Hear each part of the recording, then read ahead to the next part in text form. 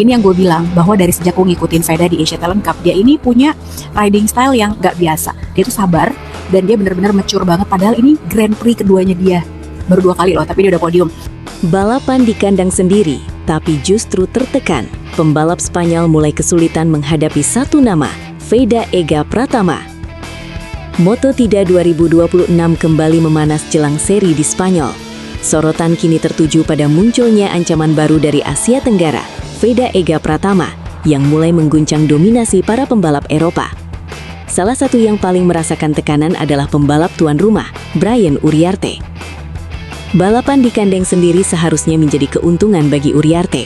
Dukungan penuh publik Spanyol di sirkuit Jerez menjadi energi tambahan yang tak ternilai. Namun, situasi kali ini justru berbeda. Alih-alih percaya diri, Uriarte dikabarkan merasa cemas menghadapi gaya balap Veda yang sulit diprediksi. Kecemasan ini bukan tanpa alasan. Dalam beberapa kesempatan sebelumnya, Uriarte kerap menjadi korban manuver overtake Veda, terutama di tikungan-tikungan krusial. Aksi Veda yang berani dan presisi membuat lawan seringkali tidak memiliki ruang untuk bertahan. Salah satu faktor pembeda utama Veda adalah gaya balapnya yang dijuluki Silent Assassin. Ia tidak selalu tampil mencolok di awal, namun mampu muncul di momen yang tepat dengan serangan yang mematikan. Kecepatan memang penting, tetapi yang membuatnya spesial adalah keberanian mengambil racing line yang tidak biasa. Alih-alih mengikuti jalur umum, Veda Ega Pratama sering memilih garis balap alternatif yang memberikan keuntungan saat keluar tikungan. Strategi ini membuatnya mampu mempertahankan akselerasi lebih baik dibandingkan rival, sekaligus membuka peluang overtake di titik yang tidak terduga. Keunggulan lain yang dimiliki Veda adalah pengalamannya di sirkuit Jerez. Meski masih berstatus rookie di level dunia, ia ternyata sudah 6 kali menjajah lintasan tersebut dalam berbagai ajang junior. Pengalaman ini memberinya pemahaman mendalam terhadap karakter sirkuit, terutama pada tikungan panjang dan sektor teknis yang menuntut konsistensi tinggi. Hal ini tentu menjadi ancaman serius bagi Uriarte. Sebagai pembalap tuan rumah, ia diharapkan tampil maksimal di depan publik sendiri. Namun hingga awal musim 2026, performanya belum menunjukkan hasil yang signifikan. Ia bahkan belum mampu menembus posisi 5 besar, yang semakin menambah tekanan mental. Kondisi ini menciptakan situasi yang tidak ideal. Di satu sisi, Uriarte harus membuktikan diri di kandang sendiri. Di sisi lain, ia harus menghadapi pembalap muda yang sedang naik daun dan penuh percaya diri. Para pengamat pun mulai memberikan perhatian khusus terhadap perkembangan Veda. Banyak yang memuji gaya balapnya sebagai kombinasi langka antara agresivitas dan kontrol. Kemampuan ini biasanya hanya dimiliki oleh pembalap berpengalaman, bukan rookie. Agresivitas terkontrol menjadi istilah yang sering digunakan untuk menggambarkan gaya Veda. Ia tahu kapan harus menyerang dan kapan harus menahan diri.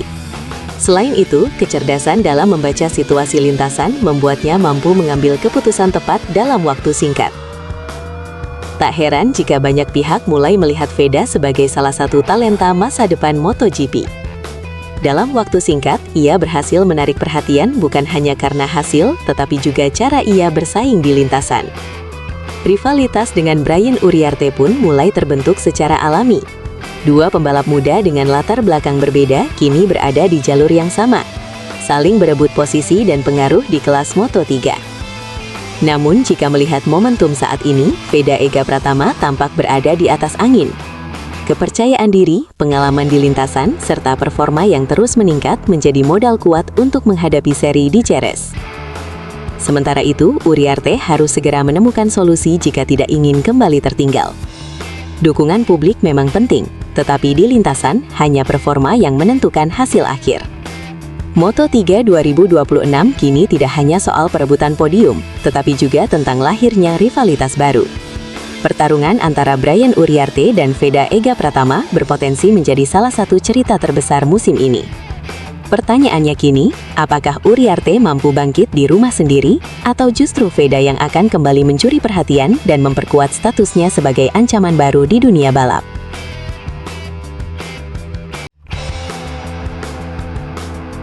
Sudah masuk 10 besar, tapi tiba-tiba jatuh tanpa disentuh. Apa yang sebenarnya terjadi pada motor Veda Ega di COTA?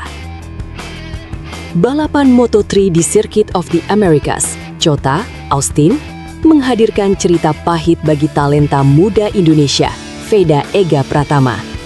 Setelah tampil menjanjikan di awal lomba, Veda harus mengakhiri balapan lebih cepat akibat insiden di lap ke-10 yang memunculkan banyak pertanyaan teknis. Sejak start, Veda sebenarnya menunjukkan performa impresif. Memulai dari barisan tengah, ia langsung tampil agresif, namun tetap terkontrol. Beberapa manuver bersih yang ia lakukan berhasil membawanya masuk ke posisi 10 besar. Aksi tersebut bahkan mendapat pujian dari komentator internasional yang menilai gaya balapnya berani dan penuh determinasi. Namun, di balik performa solid itu, tanda-tanda masalah mulai terlihat. Kamera siaran menangkap adanya getaran pada motor saat keluar dari tikungan tajam, fenomena yang dikenal sebagai chatter. Kondisi ini biasanya mengindikasikan ketidakseimbangan distribusi bobot atau tekanan ban yang tidak optimal. Masalah tersebut tampaknya menjadi awal dari insiden yang lebih besar. Memasuki lap ke-10, saat balapan mulai memasuki fase krusial, tragedi tak terhindarkan terjadi. Saat melibas tikungan dengan sudut kemiringan ekstrim, roda depan motor Veda tiba-tiba kehilangan traksi. Tanpa kontak dengan pembalap lain, ia langsung tergelincir dan terhempas ke area gravel. Insiden ini menjadi sorotan karena terjadi tanpa peringatan jelas, tidak ada duel ketat ataupun gangguan eksternal. Semua mengarah pada faktor teknis dan karakteristik lintasan yang memang terkenal sulit. Circuit of the Americas sendiri memang memiliki reputasi sebagai salah satu sirkuit paling menantang di kalender MotoGP. Permukaan aspalnya dipenuhi gundukan atau bumps yang kerap dikeluhkan para pembalap karena dapat mengganggu stabilitas motor, terutama saat pengereman keras dan perubahan arah cepat. Sejumlah sumber di pedok juga mengungkap spekulasi teknis terkait insiden tersebut. Disebutkan bahwa suhu piringan cakram motor Veda meningkat drastis sebelum kecelakaan terjadi. Kondisi ini berpotensi menyebabkan brake fade, yaitu penurunan performa pengereman akibat panas berlebih, yang bisa berujung pada hilangnya kontrol saat memasuki tikungan. Selain faktor teknis, gaya balap Veda juga menjadi bahan analisis. Beberapa pengamat menilai bahwa pendekatan balapnya masih tergolong mentah dan cenderung terlalu agresif. Ia dinilai sering mendorong motor hingga melewati batas maksimal kemampuan paket yang dimilikinya.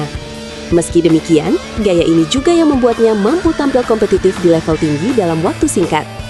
Resiko tinggi memang menjadi bagian dari proses pembelajaran, terutama bagi pembalap muda yang sedang membangun reputasi di kancah dunia. Kabar baiknya, kondisi fisik Veda Ega Pratama dipastikan baik-baik saja. Ia tidak mengalami cedera serius dalam insiden tersebut. Namun secara mental, kekecewaan jelas terlihat. Setelah menunjukkan potensi besar di awal balapan, kegagalan finish tentu menjadi pukulan berat. Di sisi tim, insiden ini langsung memicu evaluasi menyeluruh. Beredar kabar bahwa tim teknis akan melakukan pembenahan besar, khususnya terkait setelan keseimbangan motor dan prosedur operasional standar atau SOP untuk menghadapi karakter lintasan seperti COTA. Fokus utama evaluasi mencakup stabilitas saat pengereman, manajemen suhu komponen, serta penyempurnaan distribusi bobot agar lebih sesuai dengan gaya balap Veda. Langkah ini dianggap krusial untuk mencegah kejadian serupa di seri berikutnya. Kegagalan di Austin ini memang menyakitkan, namun juga menjadi bagian penting dalam proses pendewasaan seorang pembalap. Di usia yang masih sangat muda, Veda Ega Pratama tengah belajar menghadapi tekanan, resiko, dan kompleksitas teknis di level tertinggi balap motor dunia. Moto3 bukan hanya soal kecepatan, tetapi juga tentang konsistensi, strategi, dan pemahaman teknis yang mendalam. Insiden ini menjadi pengingat bahwa setiap detail kecil dapat menentukan hasil akhir. Bagi Veda, COTA mungkin menjadi titik kegagalan, namun dalam perspektif jangka panjang, ini bisa menjadi fondasi penting menuju masa depan yang lebih besar. Jika mampu mengambil pelajaran dari insiden ini, bukan tidak mungkin ia akan kembali lebih kuat, dan suatu hari nanti menjadi penantang serius gelar juara dunia.